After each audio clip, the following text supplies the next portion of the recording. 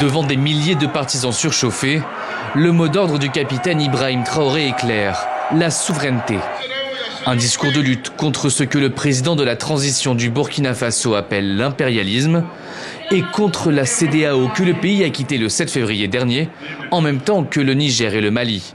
La CEDEAO n'a jamais fait un communiqué pour féliciter une victoire de nos armées.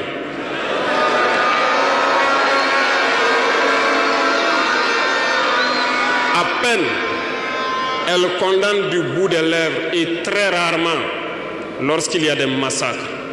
La CEDEAO désignée comme ennemi du Burkina Faso, mais pas seulement. Le président de la transition s'en est pris à ceux qu'il qualifie de traîtres à la nation.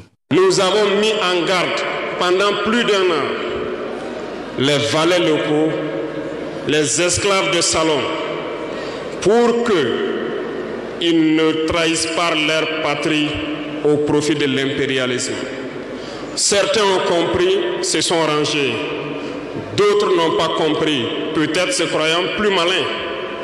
Mais aujourd'hui, nous n'avons plus de sentiments sur ce volet. Des menaces mises à exécution depuis plusieurs semaines déjà, comme le prouve cette vidéo présentant un ancien ministre au front contre les djihadistes. L'image a de quoi surprendre, d'autant plus qu'Ablassé Ouedraogo était porté disparu depuis le 23 décembre dernier. Avant lui, d'autres personnalités critiques des militaires ont été enrôlées de force et envoyées sur le front anti-djihadiste. La loyauté envers son pays, un message bien compris par les partisans du président de la transition. Nous nous sommes réunis avec le chef de l'État pour lui dire que nous sommes debout jour et nuit de façon permanente et lui à son retour de nous dire qu'en réalité nous devons continuer parce qu'il est du cœur avec nous.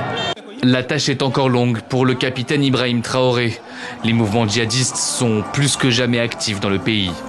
Depuis 2015, le Burkina Faso est confronté à ces violences. Elles ont fait près de 20 000 morts et plus de 2 millions de déplacés internes.